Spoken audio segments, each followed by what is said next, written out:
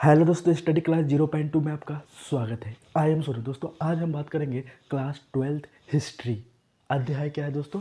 13, महात्मा गांधी और राष्ट्रीय आंदोलन, सविनय अवज्ञा और उससे आगे, है ना। 13वां चैप्टर है। जो जो इम्पोर्टेंट पॉइंट्स है दोस्तों वही हम बात करेंगे। तो चलिए दोस्तों देखते हैं कि पहला पॉइंट सबका क्या है। गांधी जी ने सत्याग्रह का सर्वप्रथम प्रयोग दक्षिण अफ्रीका में किया। भारत में सत्याग्रह का पहला प्रयोग 1917 ईस्वी में चंपारण यानी बिहार में किया गया। इसलिए चंद्रन देवनेसन ने कहा कि दक्षिण अफ्रीका ने गांधी जी को महात्मा बनाया। तो क्या दे रखा है दोस्तों कि गांधी जी ने सत्याग्रह का सर्वप्रथम प्रयोग कहाँ किया दोस्तों? दक्षिण अफ्रीका में किया। कहाँ? दक्षिण अफ्रीका में। दूसरा है, भारत में सत्याग्रह का पहला प्रयोग कहाँ पे किया है दोस्तों? 1917 ईस्वी में चंपारण ने बिहार में किया गया, है ना। तो भारत में कहाँ पे?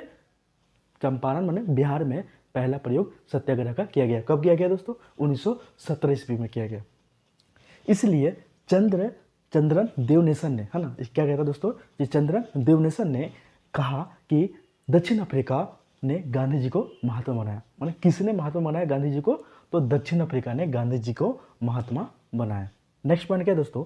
1905 से 1907 के स्वदेशी आंदोलन ने प्रमुख नेताओं को जन्म दिया, जिनमें महाराष्ट्र के बाल गंगाधर तिलक, है ना। महाराष्ट्र के कौन है दोस्तों? बाल गंगाधर तिलक। बंगाल के बिपिन चंद्र पाल और पंजाब के लाला लाजपत राय। ये तीनों लाल, बाल और पाल के रूप में जाना जाता है। तो क्या पॉइंट है दोस्तों कि 1905 से 1907 के स्वदेशी आंदोलन ने प्रमुख नेताओं को जन्म दिया। महाराष्ट्र में कौन जन्म दिया? बाल गंगाधर तिलक। और बंगाल में बिपिन चंद्र पाल। और पंजाब में क्या है दोस्तों? लाला लाजपत राय। ये तीनों किस नाम से जाने जाते हैं दोस्तों? लाल, बाल, पाल। माने लाल माने लाला लाजपत राय, बाल माने बाल गंगाधर तिलक और पाल माने बिपिन चंद्र पाल, है ना। नेक्स्ट पॉइंट क्या है दोस्तों?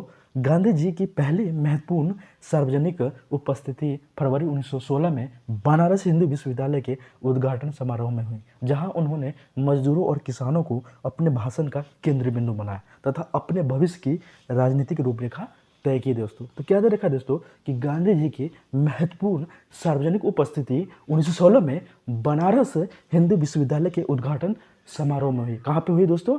बनारस हिंदू विश्वविद्यालय के उद्घाटन में। और कब हुआ दोस्तों?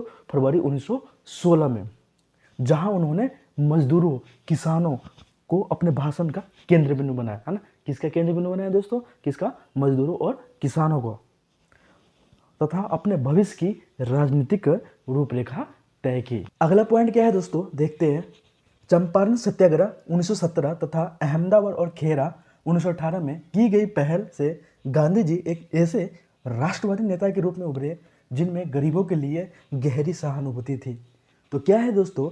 चंपारण सत्याग्रह 1917 तथा अहमदाबाद और खेरा 1918 में की गई पहल से गांधी जी एक राष्ट्रवादी नेता के रूप में उभरे जिनमें गरीबों की गहरी सहानुभूति थी दोस्तों। नेक्स्ट पॉइंट क्या है दोस्तों? बहुत ही इंपॉर्टेंट पॉइंट है दोस्तों। जलियांवाला बाग हत्याकांड, माने जलियांवाला बाग हत्याकांड नाम से क्यों जाना जाता है दोस्तों? क्योंकि ये बाग माने एक बगीचा में ये घटना घटित हुआ था।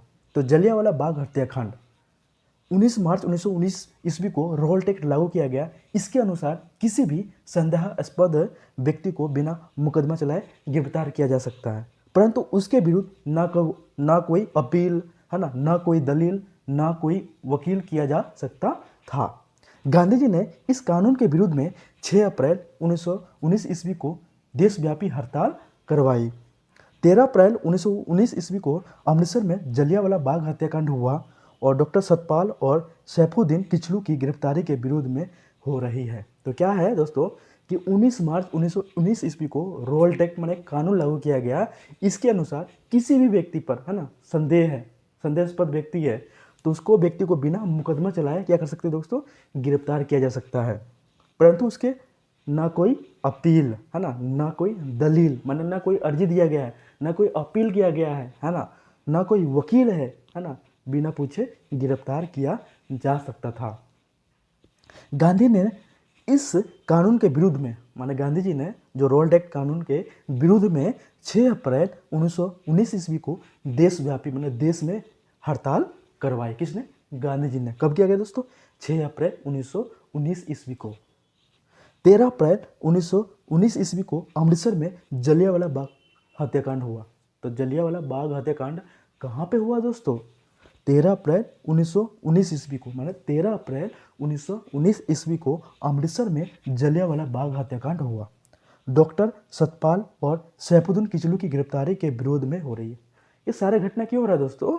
डॉक्टर सतपाल और सैफुद्दीन किचलू की गिरफ्तारी, मैंने उनको गिरफ्तार कर लिए थे, है ना, उनके विरोध में हो रही है। अगला पॉइंट क्या है दोस्तों, देखते हैं। जनसभा जनरल डायर ने अंधाधुंध गोलियां चलवाई। सरकारी रिपोर्ट के अनुसार इसमें 379 व्यक्ति एवं कांग्रेस समिति के अनुसार लगभग 1000 व्यक्ति मारे गए। उस समय पंजाब का lieutenant governor sir Michael O'Dwyer था। तो क्या दे रखा है दोस्तों? जनसभा जनरल डायर ने अंधाधुंध गोलियां चलवाई। मैंने किसने अंधाधुंध गोलियां चलवाई दोस्तों? जनरल डायर ने अंधाधुंध गोलियां चलवाई। कहाँ पे? जलियांवाला बाग हत्याकांड में, है ना। सरकारी रिपोर्ट के अनुसार, माना जो घटना घटित हुआ, माने सरकारी रिपोर्ट के अनुसार 379 व्यक्ति मारे गए। कितने? 379 व्यक्ति, 379 व्यक्ति मारे गए।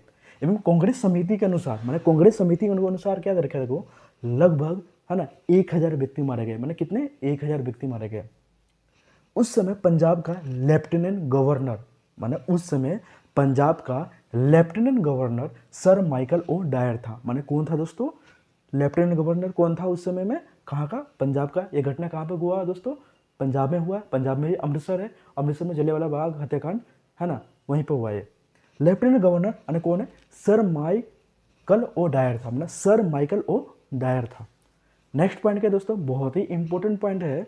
असहयोग आंदोलन, मैंने असहयोग आंदोलन की शुरुआत कब हुआ?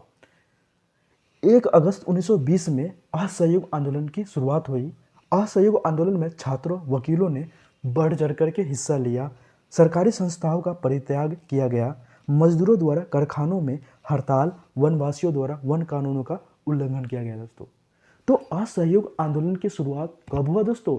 1 अगस्त 1920। माने कब? 1 अगस्त 1920 में असहयोग आंदोलन की शुरुआत हुई। आपको पेपर में ऐसे ही लिखना, पॉइंट टू पॉइंट लिखोगे ना दोस्तों, तो अच्छे नंबर लाने से आपको कोई रोक ही नहीं सकता।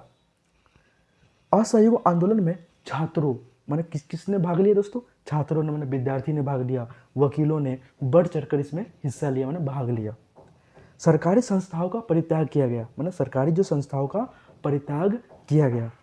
मजदूरों द्वारा कारखानों में हड़ताल, वनवासियों द्वारा वन कानूनों का उल्लंघन। तो क्या है दोस्तों? जो मजदूरों द्वारा जो कारखाने हैं जहाँ पे इंडस्ट्री चलता था, वहाँ पे क्या कर दिया? भाई मैं काम नहीं करूँगा, हड़ताल कर दिया गया। वनवासियों द्वारा वन कानूनों का उल्लंघन, माने वन में जो रहने वाले जो व्यक्ति है ना, वन कानूनों का उल्लंघन किया गया।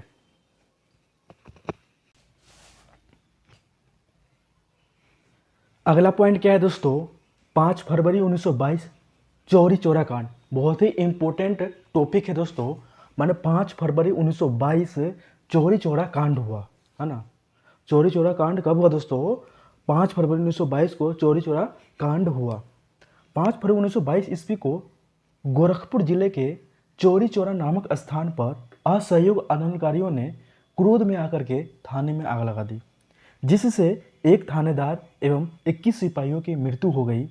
इस घटना से दुखित होकर के गांधी जी ने 11 फरवरी 1922 को असहयोग आंदोलन समाप्ति की घोषणा की दोस्तों। तो क्या दे रखा है दोस्तों कि 5 फरवरी 1922 ईस्वी को गोरखपुर जिले के, माने ये घटना कहाँ हुआ दोस्तों?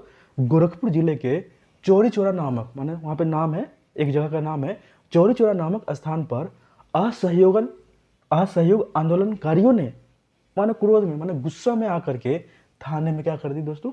आग लगा दे। आग लगाने के बाद क्या है? एक थानेदार और 21 सिपाहियों की क्या हुआ दोस्तों? मृत्यु हो गई, माने मर गए।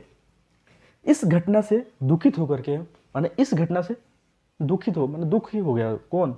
गांधी जी ने 11 फरवरी 1922 को, है ना, असहयोग आंदोलन की समाप्ति की घोषणा कर दी दोस्तों। तो दोस्तों अगर यह वीडियो आपको अच्छा लग रहा है, लाइक, सब्सक्राइब एंड शेयर कीजिएगा। जय हिंद, जय भारत।